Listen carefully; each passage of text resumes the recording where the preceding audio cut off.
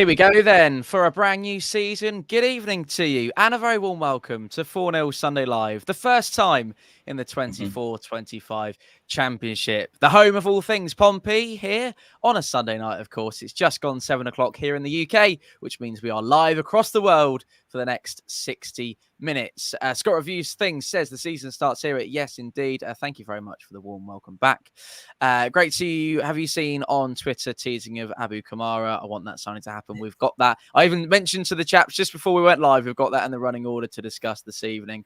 Welcome to Becky, who can't wait for this. Hello to AP. Greetings from Maine in the USA. A play at Pompey from Peterborough. Dave Birch had third choice centre forward and last two centre halves, and we still got a point. We absolutely did, Dave, and so much to come on that over the next hour. Stacey says, still buzzing after yesterday. What a game that was. Play up Pompey. With me for the hour, a big welcome back to Dan. The Express FM Football Hour's very own Barney joins us. And Gaz is back from sunny Malta, or back live with us from sunny Malta. Gaz, we'll start with you. How was your trip back? And my voice is still a little bit juicy. Have you had a chance to process just what a spectacular weekend we had together? Yeah, I did. I mean, obviously, I got a lift from Barney from Leeds to Manchester Airport. And to be honest, there wasn't a lot of talking in the car, because our voices were resting. It was still sore going this morning. I got up at 3:30, flew out after 5, back in Malta now. So, yeah, back to reality. Buzzing from yesterday, as I'm sure 3,000 other fans are. They must have had some journey. Some of them had like the journey from hell to get to the game, because it was like, as usual, the UK just cannot handle Saturday's transport, getting people from A to B. But fair play to everyone who managed to get into the game. They still had some voices left because it was noisy and it was bouncing, and it was just a really great atmosphere. From when we touched down into the Leeds area, the fans were really nice and friendly. It was almost like a cup final atmosphere. Everyone was just happy, and it was like football's back, and it was an epic first game for us, that's for sure, and one that I'll definitely cherish. There was absolutely no crowd trouble that I think we heard reported, Gaza, was there? I don't think there was anything zero, that we saw. No. I mean, from my perspective, obviously other people have different stories, don't they? from where they were, but it was just nice and friendly. Even like when we were coming out the car park, we could still, people have windows down and saying, "Oh, good luck for the season," and there was no animosity. And then I tweeted that picture on Twitter that there was a Leeds fan flying back to America. Fair play to him. He came over for the match because he's wanted to watch Portsmouth as well as Leeds, and he said he's been there a few times at the road. But obviously we've seen it on our video as well, that it was one of the noisiest away ends that Ellen Rose have had in some time, and they've had Premier League teams there, and it just goes to show that Pompey do travel in numbers, and they do travel noisy. And you're right. That's the widely shared view, is that Leeds fans have been incredibly complimentary about how loud we were. And I suppose it surprises none of the four of us. And I'm sure it doesn't surprise many people in the chat tonight as well. But nice to hear nonetheless. Over 180 of you already joining us within 5 minutes here on 4-0 Sunday Live, which is fantastic to see. I said to Dan just before we came on, I was a little bit worried about whether people would remember that we're on a Sunday night, but they clearly have. Barney actually managed 2 games yesterday, everybody. So a football field weekend for you, sir. Just the way it should be. Yeah, fantastic weekend. Good to see all the lovely 4-0 faces and 3,000 mental Pompey fans who travelling all that way for a midday kickoff. Like Gaz said, all those that seem to manage to just about get there. It felt pretty full by kickoff. So I think most had just about made it for kickoff, and obviously some others did like we did, went up the night before just to avoid any of that extra carnage. But I went to then watch Stockport and Cambridge afterwards, which wasn't quite as entertaining. Probably the most entertaining thing was watching the planes coming into Manchester Airport. So that was that was more interesting than Cambridge's performance, which was frankly dire. I fully expect to see them in League 2 next season. But this is about Pompey, so let's not talk about Cambridge. Have you got a fan on by any chance in your room? I have. It's literally right next to me because I'm sweating. I went to play golf earlier and I haven't cooled down yet. Sorry, I'll turn it down. Behind me as well. Gaz has got one on as well. We've all got fans. Well, Sound like I've got a wind. It sound like I'm outside or something. It's just in my right hand ear. It's a little bit of a whistle, but it's not too much of a problem. I've just turned it down. There you go. Thank you very much. So we're not going to put your what's the word for it? Don't want to make Barney cook in your studio for the purposes of 4-0 Sunday Live. Ben's here with us. We're actually got a little bit of a surprise for you later on in the hour from Ben. So hopefully you can all stay tuned until that. Dan, you whispered in my ear before the game got started. If you don't put faith in what you believe in, it's getting you nowhere. And then we went on to say that Sorensen, and then you could actually say that was a widely shared opinion. All 11 Pompey players on that pitch and 3,000 in the stands. We believed, didn't we? Yeah, he's good for something, that Phil Collins, isn't he, Tom? Absolutely. It was a fantastic performance, Tom, and dug deep. And you could see Lang in particular, but all of that 11 were absolutely out on their feet at that end. And it was a roller coaster ride of a match. It was bad for the heart. But to quote Jim Gregory after an FA Cup semi-final once upon a time, we left and our hearts have never been better.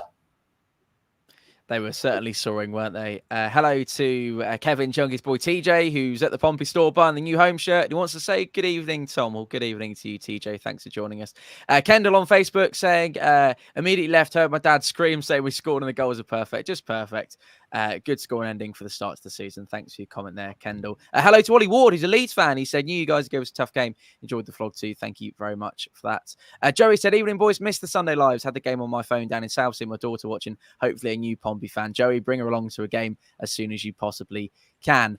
There was a 4-0 written all over it at Hillsborough this afternoon, which you may have seen. So I'm not sure whether that's a bit of a baptism of fire and a welcome back for, well, it is a strong welcome back to management for Wayne Rooney, isn't it? So saw a couple of tweets saying, oh, he'll be gone by October, whatever. And maybe we shall see. Hopefully we get to see Wayne Rooney's Plymouth Argyle at some point this season. I'm sure we will certainly see Plymouth Argyle. Whether it's Wayne Rooney's Plymouth Argyle at that point, we shall see.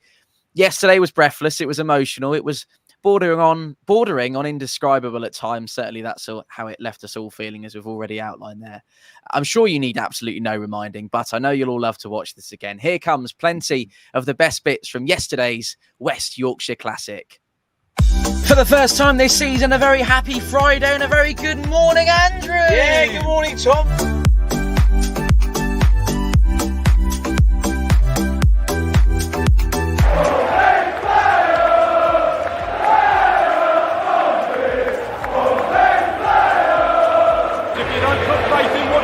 It's getting you nowhere. Keep the faith, people. Start believing.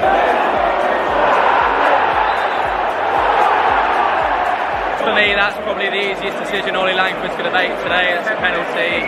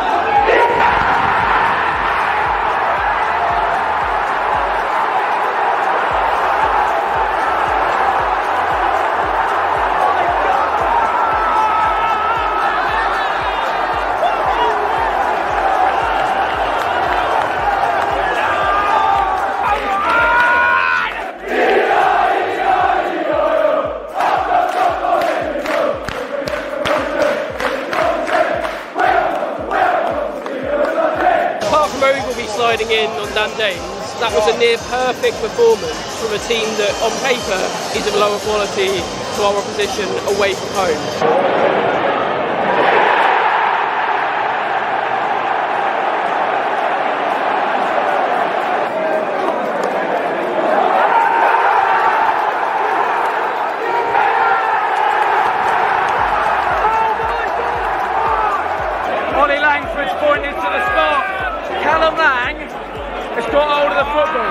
Ellen Road, 91st minute. Callum Lang, how's your bottle? Please!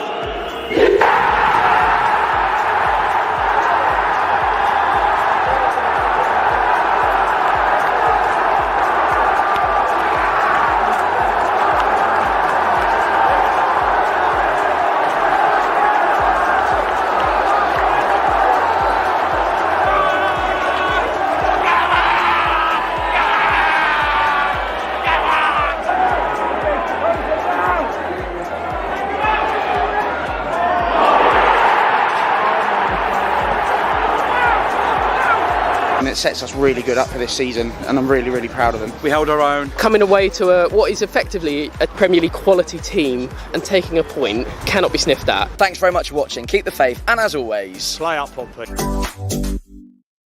some of the highlights there. Not everything, of course, but a lot of what happened in what will go down as go down in the memory as just a totally ridiculous away day that we'll all cherish, I'm sure, for a very long time. There is so much ground to gather here. Looking forward to getting into it all with the three guys that join me on the panel. We, of course, absolutely pride ourselves on interactivity here on 4-0 Sunday Live. We love hearing from you at home. So as the panel conversation goes on, please let us know your thoughts on what's being discussed. Delighted to say that Mr. Pepe Lacey joins us in the chat this evening. Couldn't be here on the panel. He's at Boomtown this weekend, but we'll have him back, I'm sure, for probably the next 4-0 Sunday Live coming up this season. Joey said, popped up on the news about Liam Cooper. That's in the script for later on, Joey, and we'll get on to chat about that in a moment.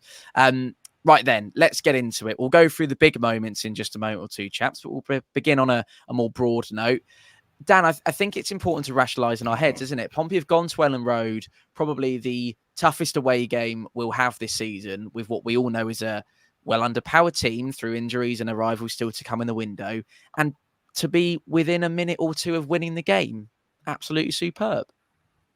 Yeah, we competed. I think I said to you... it didn't make the cut, but I think I said to you towards the end of that video that Reece was quite correct. It very much had Sheffield Wednesday away vibes, where we see the fixture list and we know immediately that that's going to be one of our toughest away games of the season. I don't think it's unreasonable to say that maybe they're not quite where they want the squad yet. Players coming back to fitness. But I think what we saw today is what you and I have said over a lot of the summer, Tom, is that we're not actually that far away either. You start to get players like Poole and McIntyre back, and I think, the back six is pretty much sorted. Beyond that, I'm only really looking at another wide player and somebody in the 8 and 10 role, and I've got every belief in what we've got there. It's really, really positive. And what the pleasing thing to see yesterday is that momentum from last season. We spoke a lot last season about, never saying die, not knowing when we're beaten, the amount of last minute winners, last minute equalisers, and making your own luck. That determination really seems to have shone through the squad, the core of the season. I think Messino mentioned it in his post-match. So, just really, really pleasing, and nice to come away from yesterday with plenty to build on. From a mentality point of view, Gaz, the work ethic, the desire, absolutely spot on yesterday, wasn't it? Yeah, for sure. And our new signing of the crossbar kept us out of it for the first 6 minutes. He was great, but obviously, we just couldn't keep him out for 7 or 8 minutes. It was just it's a shame, isn't it? But yeah, obviously when.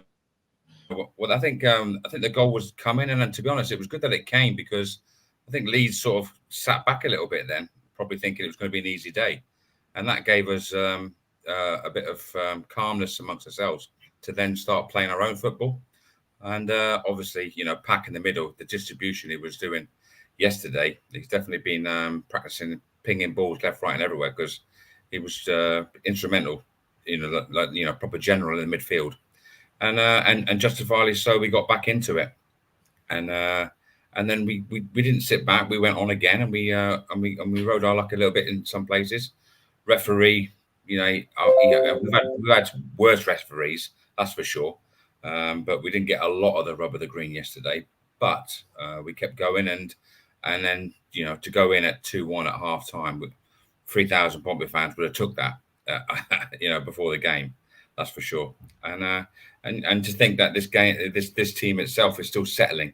You know, you've still got the new guys that are coming in, the Silvera, the Dozel, and you know, they're all settling into their sort of new position. And like Dan said, we've got technically new signings coming back that are coming back from injury.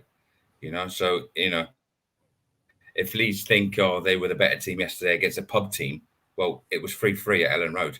You know, and that's if they think that's a pub team, then they've got problems more than we have. You know, that's for sure. You know, so. But yeah, that was the first half. It was, for me, it was very good.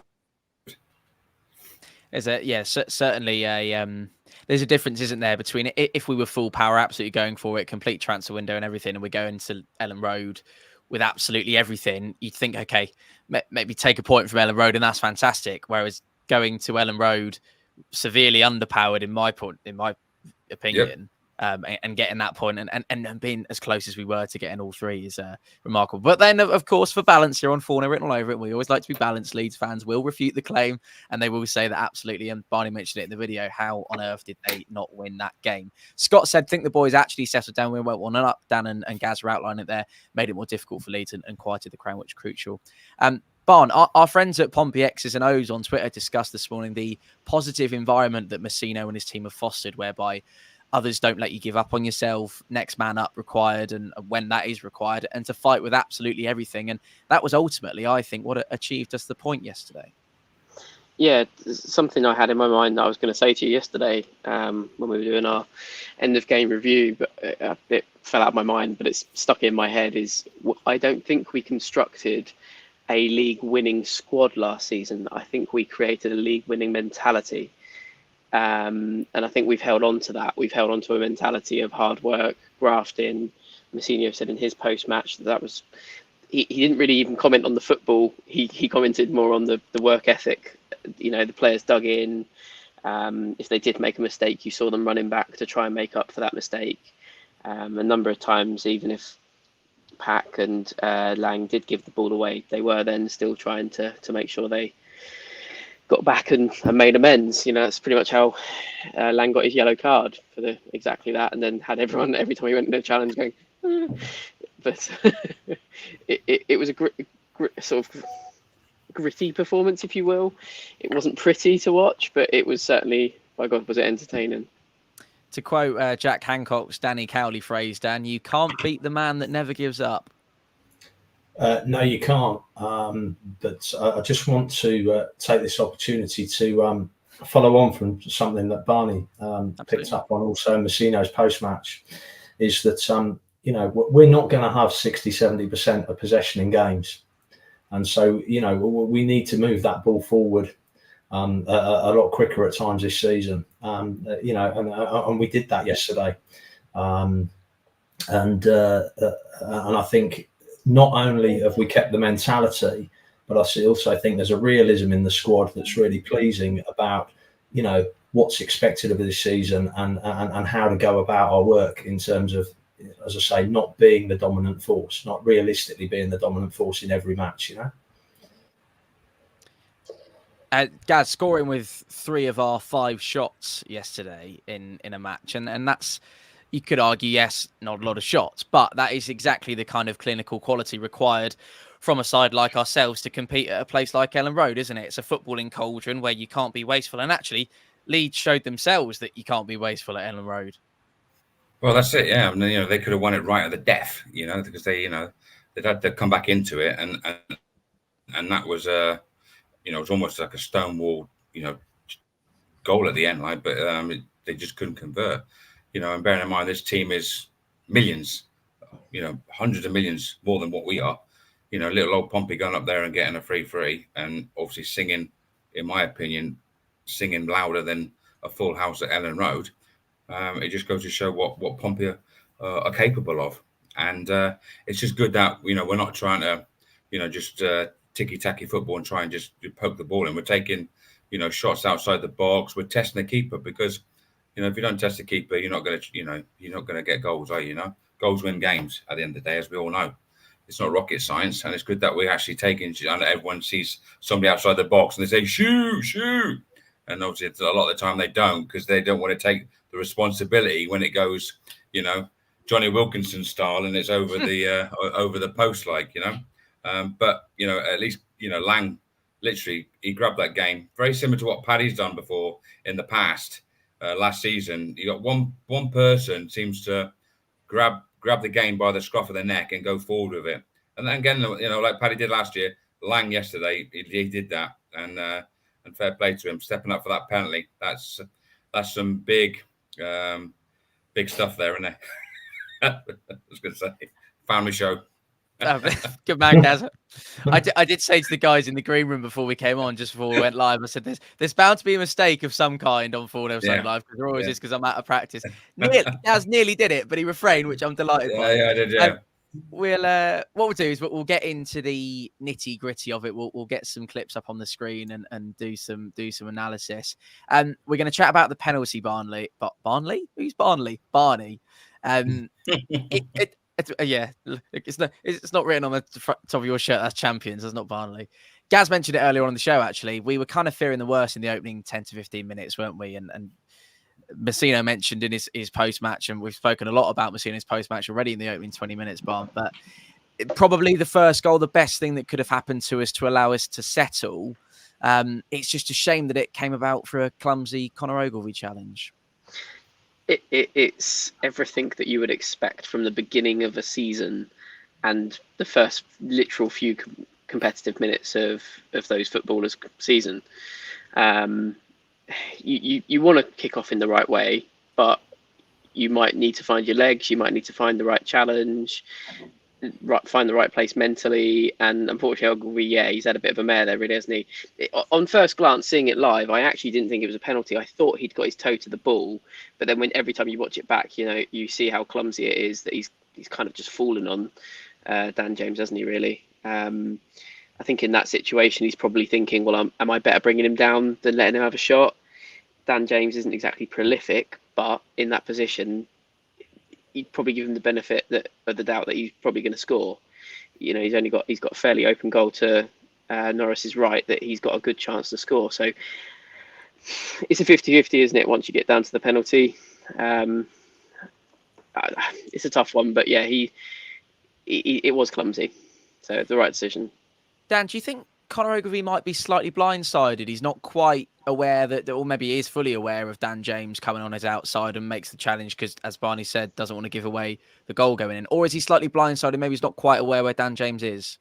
No, I think that in that first half hour, Ogilvie has an absolutely torrid time of it. Bogle's pushing on very far forward, and what it means is that man for man, we're not marking up across the back four. So if you look throughout that first half hour, Ogilvie had a bit like Jack Sparks when we were at Blackpool last season, had Dembele to deal with all on his own, and Lane wasn't tracking back. I feel like we almost needed to sacrifice Silvera for a little bit of time at the start of that first half and just track the run of Jayden Bogle. He was pushing incredibly high, and I think that with those two overlapping around him, and then maybe not getting the call from the centre halves, because he did seem to pull up for pace just before that. And then he sort of, as you say, blindsided by James, who's probably quicker than Ogilvie over 3 yards anyway. Well, we know he is. And suddenly he's racing there to get something on the ball, and the penalty's given away. But I'd say that Bogle's involvement in that first half hour had a lot to do with how that situation comes about, and how they were able to get in behind us on multiple occasions. And obviously, as Gaz said, the bar came to our rescue. And the whole irony of that is, Tom, is that later in the first half, Bogle pushing so high, and basically for the entire first half, he doesn't play as a fullback. The irony is that Pack's got the space to play the assist into, and Sorensen is pretty much left to exploit a vacant area because Bogle is missing on the other side of the pitch. He's gone for a subway across Elland Road, you know, and just run back in at the last minute as Sorensen, but you know, hits the back of the net. Yeah, so Jayden Bogle's a big influence in that first half hour for me, Tom, both in a positive and negative way for Leeds. You can see it there, can't you? He's making that run just to try and close off that angle for Sorensen, and it's but he was miles away when he started that. It's a good job he's quicker. He'd have looked even more silly. Yeah, it's in the back of the net before he can get there. I'm glad Dan got us on to Elias Sorensen's goal, Gaz, because it is extremely clinical from him to get us back in the game. It was a dream debut for him, of course. I remember him making some promising runs as well, actually, that might have gone under the radar because he was a little bit bereft of chances. You will remember watching the interview, I'm sure, Gaz, where he said that if he's got the opportunity to have a shot, he's going to have a shot. How important do you think that quality is going to be? We don't know how much we're going to see of him this season, of course, but given his debut in a Pompey shirt away at Ellen Road, scoring within half an hour of said debut, we might see quite a lot of Elias Sorensen this season. Yeah, I mean, it was pretty ironic, really, because we watched the game on the Friday, and a couple of debuts scored for Blackburn, and we were in the swimming pool on Saturday morning, weren't we? And said, look, debut striker, we've got a guy here that could possibly get a goal.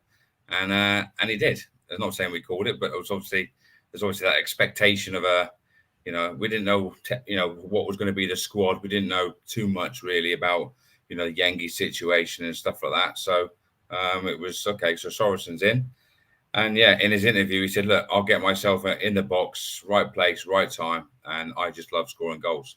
Now, that's exactly what you want to hear from a striker.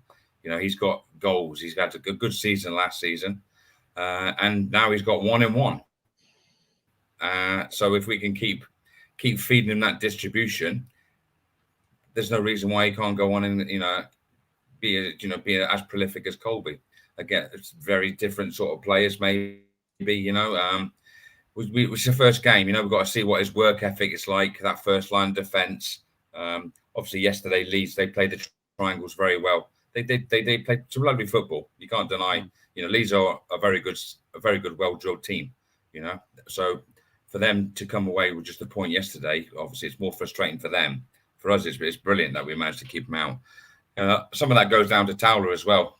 Towler was a little bit of a unsung hero yesterday. He put some really good blocks in yesterday for a guy that's been on the sideline for quite some time, and obviously we didn't know.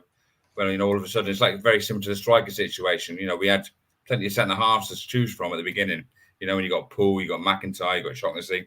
Then obviously up front we had a nice free striker. And then all of a sudden we're stretched a bit at the back, and then we're stretched again at the front. But that squad ethos, okay, so it's a squad. That squad now is you got to step in. But for fair play to Towler, you're stepping in and you're at Ellen Road against Leeds. And let's face it, he had a good game. And that's what we had from everyone yesterday. Can I jump in Williams, and say on that? Williams, I think I said to Reece, sat next to me during the game, how mad that Towler barely got a sniff of league football last season, and then he's gone in and started against a Premiership quality team away from home, first game of the season. It's a mental turnaround. Great for Messina as well to know that. Yeah, he had a great game. Totally agree. He's had some great performances whenever he's been called upon. I don't think any of us can argue with that. And he wins a lot in the air and did again. The number of balls that flashed across our box first half, and invariably it was Towler and Shaughnessy were getting heads on. First contact. I remember Towler getting thrown in away at Fleetwood last season, and that was completely in the cold and completely fresh to the team, and that was as part of a bit of an injury issue that we had at the time, I believe. I'm right in thinking, and he performed exemplary well. And Barn, I wanted to ask you about Sorensen. We're speaking about how impressed we were. I mean, you talk about being thrown in at the deep end, Ellen Road away from home, within a week of signing for Pompey? It's not a bad introduction for him. Yeah, it's quite the baptism by fire or something like that. A kind of goal that I wouldn't have put down as a Colby style goal. So I think Dan just said, he's a different striker, or was it Gaz? They are. You would look at them as a build of a figure and think actually they could be quite similar, but that's the kind of goal I might expect Yengi to score. Like, he wanted that ball passed through. He was there on the shoulder of the defender, waiting for that ball. He's lean. He's got his left shoulder pointing forward, like, give me the ball. Bishop's more kind of, not calling him a tapping merchant, but he gets on the balls, like when we've gone down the wing and cut it back. That's his kind of bread and butter, along with a good header. So yeah, it's nice to have a bit of a different option if that's the kind of football we want to play. Then yeah, great option to have. Hopefully nothing too major with Yengi, with him not being in squad full stop yesterday. But yeah, I think he's kind of an unknown quantity, isn't he? And I can't remember who I said that about last season, but when you bring in players that maybe if teams haven't scouted that specific player, they're not going to necessarily know very well how they're going to play. So other teams are going to have to judge him on 60 minutes, where he didn't really get much of an opportunity. He had one opportunity really, and he took it. So fantastic. I think Melier, or however you pronounce his surname, will be disappointed because it's almost right at him, isn't it? But he's kind of gone down and it's gone through him. But nonetheless, the power's beating him, and great goal. I think and maybe I don't want to use the wrong words here, Barn, but I don't want to put words in your mouth, but it's probably is it a bit more of a robust and athletic kind of finish with Sorensen compared to that of what Colby would score? Maybe more of a bit of a beefed up finisher, whereas Sorensen's you're right, he's on the spin and he breaks the line, he takes the shot, and yeah, great credit to him for, and Gaz said it earlier on about having the opportunity to shoot on sight. Well, that's definitely something that he did, and outrageous. Something else that was outrageous, Gaza, was the assist from Marlon, which was just pure class. I mean, like I said earlier on, his distribution, he just seemed to be on it yesterday, and he seemed to have a bit of freedom in that area, that sort of midfield. Because I know Leeds were pressing quite high, but obviously when we were on the counter, Marlon was already in that pocket of space, and then he was already looking for that, to ping that pass, and we managed to utilize that to a good strength a couple of times yesterday. So again, Pack, great servant to the club, great general in the midfield, and yeah, really entertaining to watch, isn't it? Yes, it is. Absolutely. Can't wait for more, Gaza. Can't wait for more. Alex Hayward joins us from the south of France. He says Marlon is king. Jay Lake said, great to see. I think that's Justin. Great to see you guys. Was superb. Super jealous seeing what an amazing time we had at Leeds. Did loud and proud on the TV. Good to hear. What a game and start to the season. Shout out to Mr. Fishtank. Yes, I'm sure Aaron will be joining us on the 4-0 Sunday Live panel very soon. And perfect little bit of a segue, although we're going to come to that in a moment. We're going to talk about Matt Ritchie and Marlon Pack in just a few seconds. Before we do that, pick of the bunch in terms of the Pompey goals, gang. Try that again. Pick of the bunch from a Pompey perspective, Dan. Take a bow, Callum Lang. Yeah, fantastic technique, wasn't it, Tom? In terms of how you'd want to strike a football in that situation. So for any kids watching, note the fact he's not going through it with any part of his instep. He's hitting it with his laces, and therefore his knee is naturally over the ball, and therefore that ball is staying low. And provided he gets a decent contact on it, that's very difficult for a keeper to get down to from that distance at that pace. So strike with the laces, that's what we like. You hear me say it every week in the South Stand, or every other weekend in the South Stand, Tom. I thought the technique, that's exactly how to strike a ball from 18 yards. Gaz, thoughts on the Callum Lang strike? As Dan's just said there, oozes technique and quality. Yeah, and it was great for his confidence. You could tell he was up for the game. With challenges, obviously, he was going in aggressive with challenges. Obviously, picked up a yellow as well. But yeah, we want to see that bit of passion, in the team. It's got to be a bit controlled, obviously, because the last thing you want to be doing is going down to 10 men against a team of that caliber. But luckily, we managed to, dictate that sort of level. And obviously, Moutinho did that with subs as well. Later on, we can talk about the subs coming on and impacting the game. Yeah, but yeah.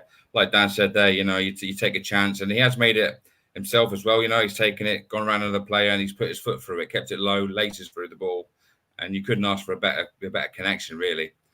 And then, I quite enjoyed the celebration as well. Not sure what he was. Love a bit of that, yeah. But there was something like that, wasn't it? It was like lovely. Yeah. Love a bit of that. We are already well over halfway through tonight's 4-0 Sunday Live. Thank you so much for joining us. It is 25 minutes to go. Can't believe the show is running away from us so quickly. Barney, your thoughts on the penalty for Pompey? And I think it's maybe a case of if you give the first one, you probably have to give the second. Yeah, perhaps they're different challenges, though, aren't they? They are equally clumsy, you could argue, because the Leeds defender's got his arms all around Sadie. I feel like I've got a bit of Ben White in my head on the behalf of the defender. I won't say the line that he said in the COVID game that went viral when he said he's built like a brick house made of something. So he's gone down a bit easy, hasn't he? But nonetheless, if you're going to put your arms around an attacker in the box, you're kind of asking for trouble. It's one of those, again, classics. He's given the referee a decision to make. I think it's the right decision for definite. I said again on your review yesterday, Sadie kind of terrorised them a bit, didn't he? He was, when he came on, I think people were looking, is Sadie going to go up top? And I wasn't sure if he'd go up top or just in front of or just behind someone so that the ball can be put into him and he can hold it up and allow us to get back up the pitch. We're not going to be able to get up the pitch as quick as we can, like Dan was saying earlier on in the game, with tired legs and whatnot. So you need someone to be able to hold up the ball and give everyone a chance. And he did that fantastically. And a couple of times looking over at the fans, getting them all G'd up. So, yeah, a great cameo from Sadie. I don't think we'd have got a point without him. No, I think that's absolutely right. Gazza, I've looked back on the penalty, and from our angle, I think it maybe looks less of a penalty than from the Sky's camera angle. And I thought at the time that you can see more of Sadie's involvement in the duel, I think is the technical term, than you can the Leeds defender. But I still very much think it's a penalty. Yeah, I mean, obviously there's lots of angles from Sky Sports and all that. They can they slow it down or whatever. But he's actually getting wrestled outside of the box to start with. So that's what a lot of the Leeds play and a lot of the Leeds fans were saying on the socials, that it's actually started the foul outside the box and continued inside the box. So obviously, they're a bit begrudged that, obviously, yes, it's on the 90th minute and it should have been a free kick as opposed to the penalty. But I think where Sadie's sort of gone down in the box as opposed to outside the box, but they're wrestling anyway. They're giving it, they're both on each other, I think. But, Sadie is like, a big unit, and he has gone down, pretty easy-ish, I guess. But, you've seen him given, and you've seen him not given. So, it's up to the referee. At the end of the day, you go by what the referee sees, and if he thinks that's a penalty, then who are we to, disagree? If it was against us, same as the Leeds fans, would we be annoyed and disgruntled? Of course we would. It swings and roundabouts, football. You're going to get some, you're not going to get some. So it's the course of the season. Something, there'll be a Stonewall penalty in a couple of weeks' time, and we won't get it. But it's Stonewall. But then you got to think, okay, you got one at Leeds. It's that, it's that balance, But like someone said there, and what was the referee like yesterday? I thought he had an all right game. I thought he let it go a little bit, not so much probably in the first maybe 10 minutes. It was like a bit rough. Both teams starting a new season, isn't it? They want to get out of the blocks early, don't they? So it's a bit disjointed a little bit. And then obviously second half, I thought he let that game go, but except for that one, obviously their equaliser. There's a definite foul before that. That's the only one that I could really stand out for me. There was a definite foul before that. It's a shame that we just couldn't hold on to the 3-2. Would have been obviously amazing result for us, but a draw would have took that, would have snapped your hand off it before the game. You talked about the Willie Lonto goal there, Gaz, which I think you're quite right in saying. Stefan's very kindly donated $4.99. Thank you very much, Stefan. No need to do that at all. We bring you 4-0 Sunday Live free at the point of use, as always, and 4-0 over it always is. If you do want to become a channel member and support us, you're more than welcome to do that as well. And that doesn't just go for Stefan. All of you can join us on that too. Dan, we saw the tail end of the clip while Gaz was talking about the Sadie challenge, or the challenge on Sadie. Absolute bedlam in that away end, wasn't it? We had a great time celebrating that one. These are the moments you live for as a football supporter. These are the moments of which memories are made, and that's what life's about. So, it was bedlam. It was brilliant. I think all who were there will remember that match for the rest of their days, as we remember many other matches. And something that you alluded to just before we came on air, the Pompey players come over to celebrate with the crowd, and behind them, it's interesting.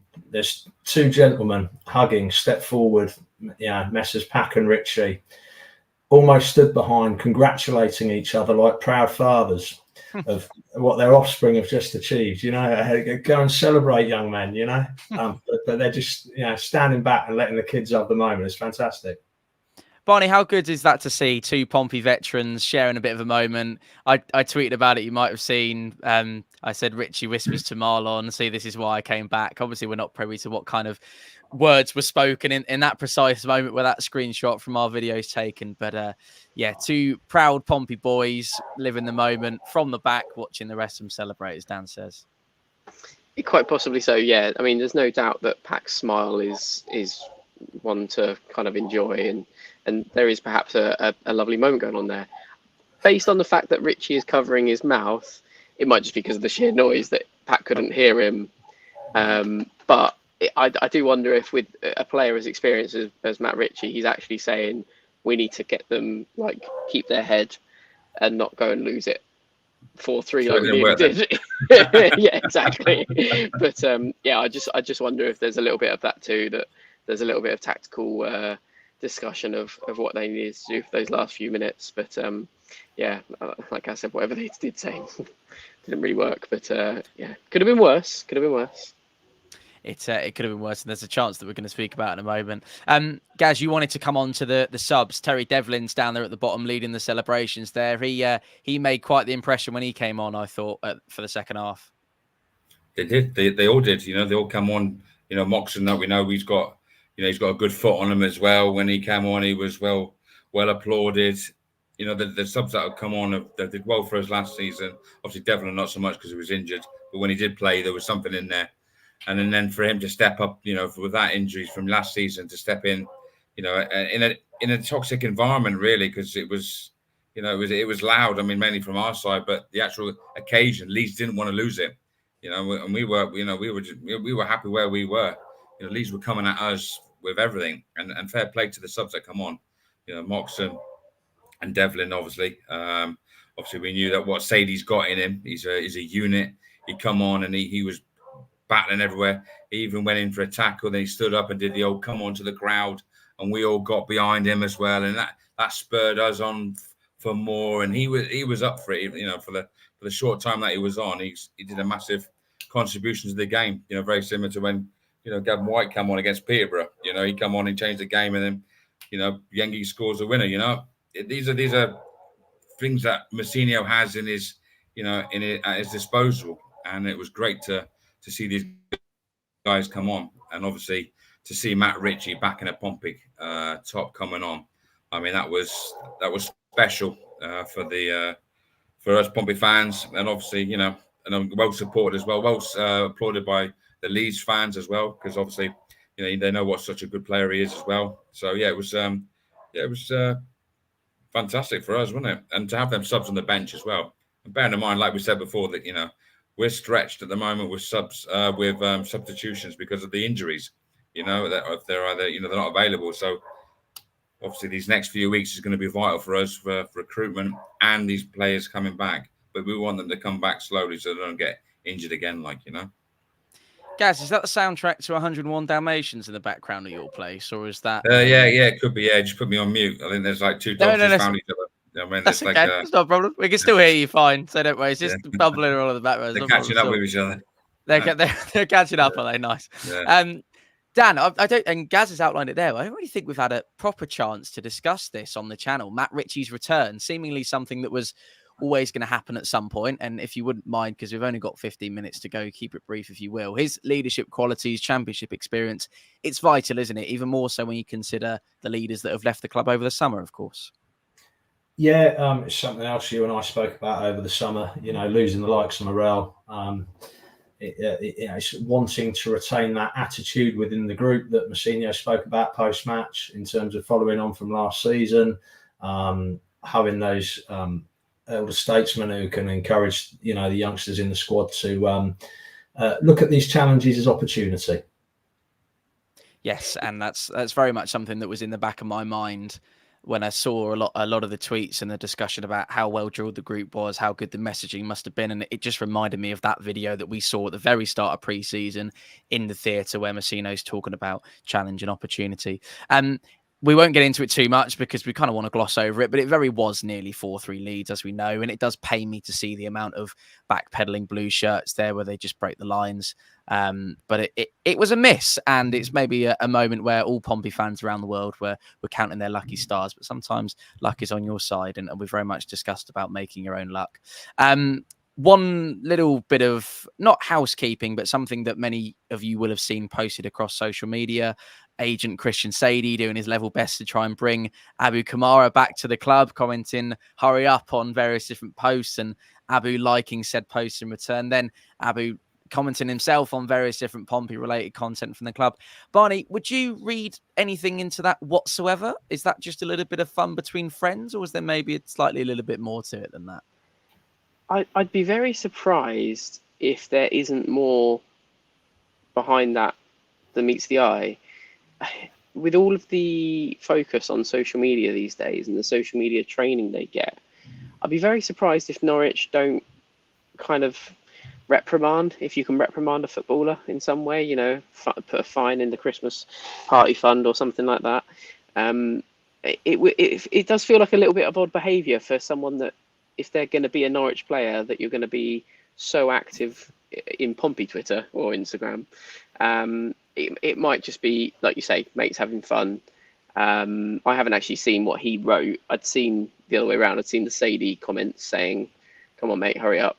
But that just might be Sadie, you know, trying to stir up some drama and some fun. But I'd like to hope there's some you know, bit more legs to that of a story.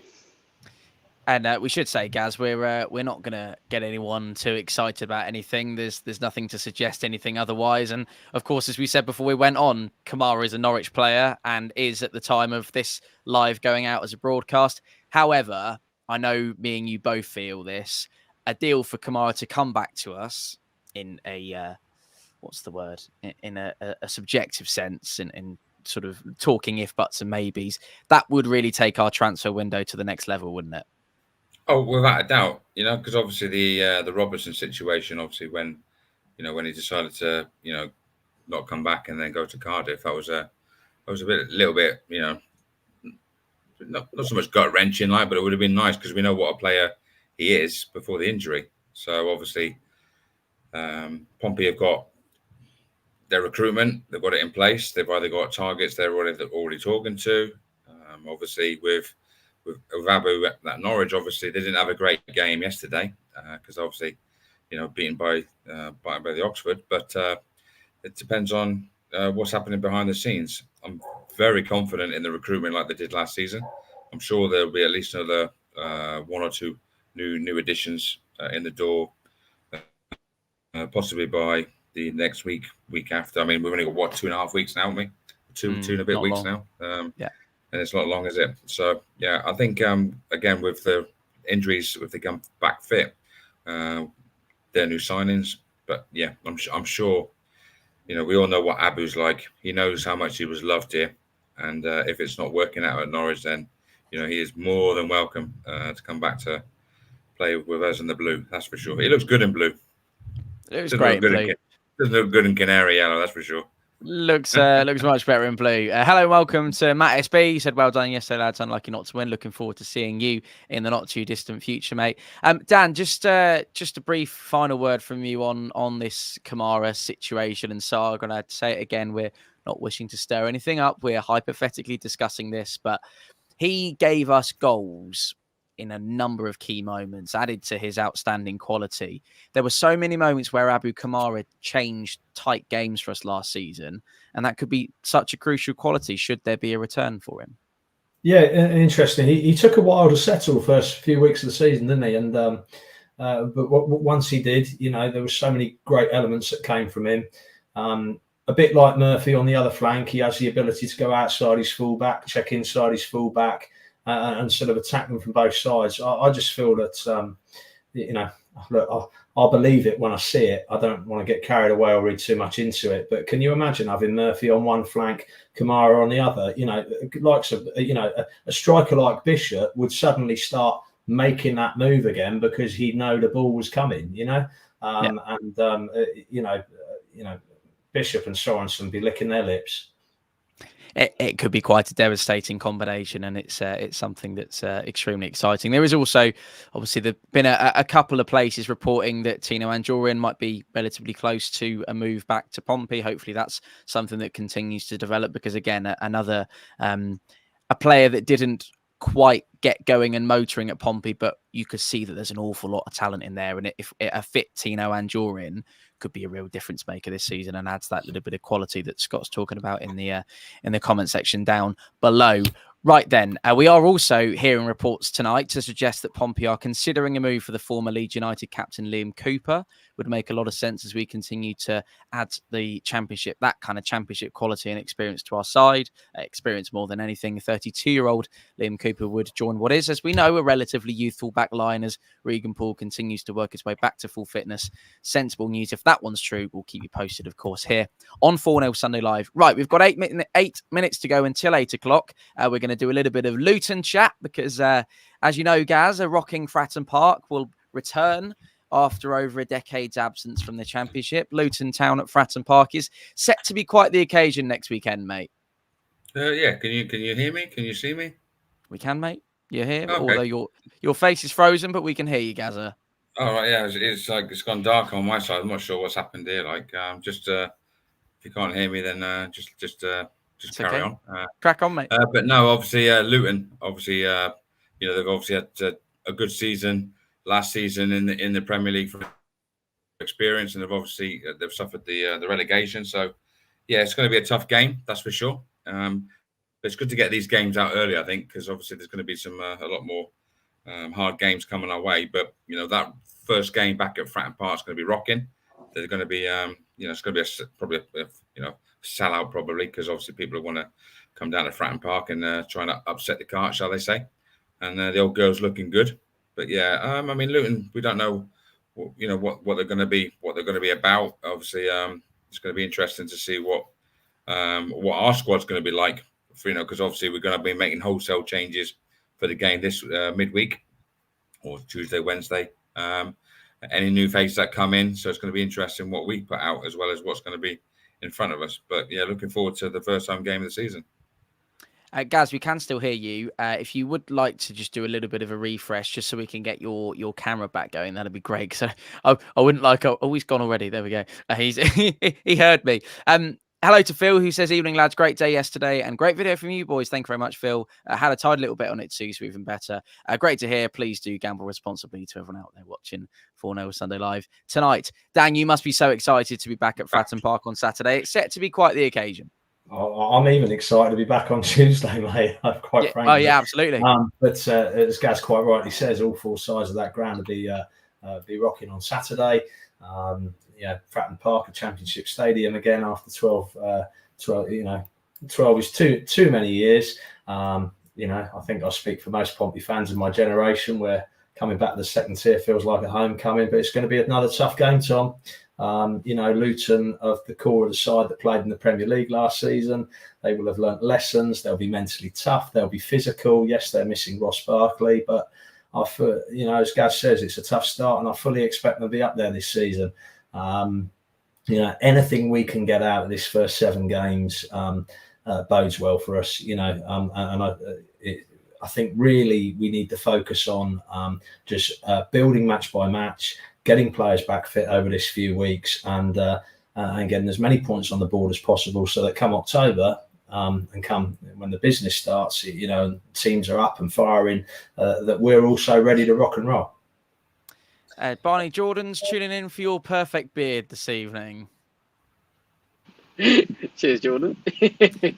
When you look at those up on the screen, Barn, in terms of games that we've got to come, and Dan's outlined the sort of the excitement ahead of these next 7 games, all of a sudden, following Leeds yesterday, it looks so much more achievable, doesn't it? We've got our first point on the board, and didn't publicly say it, but I said to you boys in the 4-0 chat that we have and on the various different conversations I was having with you all, I was a little bit concerned we might not get too many points on the board in August, and we've already got our first one away at Ellen Road. Yeah, I think I can't remember where I read it or someone said it to me. Perhaps I wouldn't have been shocked if we came out of August with maybe not no points, but certainly only 1 or 2. Sunderland have been back in the Championship a few years now, so they've built a really good squad. Middlesbrough the same. Luton have just come down from the Prem. They're all really, really tough games. I wouldn't have been shocked if we go into an international break. How nice is that to say? With next to no points, but to get one on the board, yeah, it does. It gives you a hell of a lot more hope, and it will give Passinho a hell of a lot more to be able to motivate the boys with. There are 300 of you here in the live chat with us. It's the 304 of us all enjoying 4-0 Sunday Live together tonight. The time has come. It is 3 minutes to 8 to get your score predictions for Pompey's opening game. We're going to ignore the fact that we've got Carabao Cup action. We'll not ignore it because we're all looking forward to being there. And I'm going to be sat behind Barney from Express FM in the Fratton end. So I'm very excited. It's Barney from Moneyfields FC now as well, by the way. Sorry. Oh, add that to the email signature. If you'd like to get your score predictions for the homecoming, the Championship homecoming, Pompey against Luton, next Saturday, 12:30 kickoff at Fratton Park. That'll be absolutely grand. We're going to do the same here on the panel. Starting with you, Mr. G. What are we expecting from next weekend?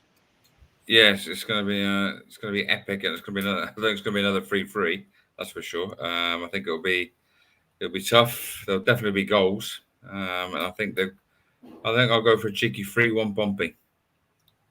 Lovely. Like to hear that. Gaz is still riding the crest of a wave off of Leeds, and heard a couple of whisperings that you may be back over to join us for the Middlesbrough trip. Gaz, is there anything in those reports, or is it Burnley the next time we see you? Yeah. I mean, yeah. I'm looking at flights. I'm looking at possibilities.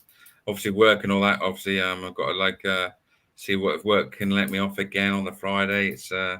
It's tough being a Pompey fan living abroad, that's for sure, especially when I want to get over there. I mean, once you've been to one game, it's a little bit, it gets a very addictive situation, because it's like, okay, I can do one here, I can do a few more weeks, I'll be all right. But it's like, after yesterday, I really want to see him again. So I need to do some workings. Obviously, Burnley is almost 90% there now, so that's pretty much nailed on now.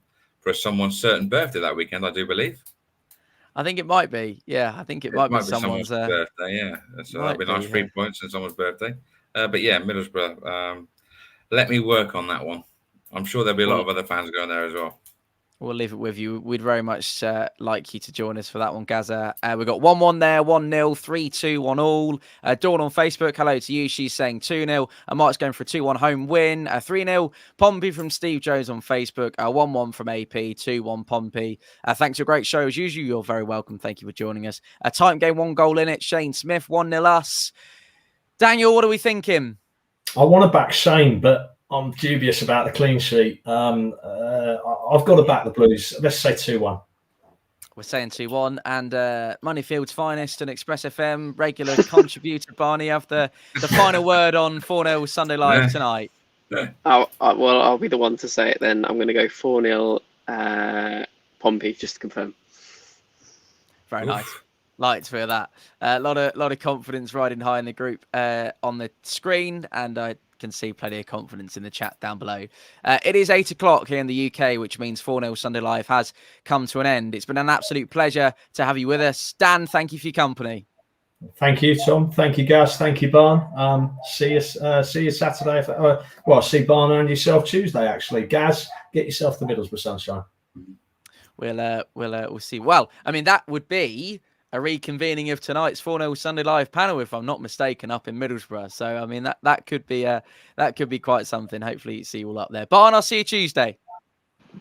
See you Tuesday, mate. I nearly said something else then. No, don't. I won't see you the following Tuesday. I'll see you this coming Tuesday. See you this Tuesday. Gaz, I'll see you soon, mate. Yep, see you soon, mate. I'll be in touch as always. Let me know the developments, and it's been an epic hour. I've enjoyed it immensely as always.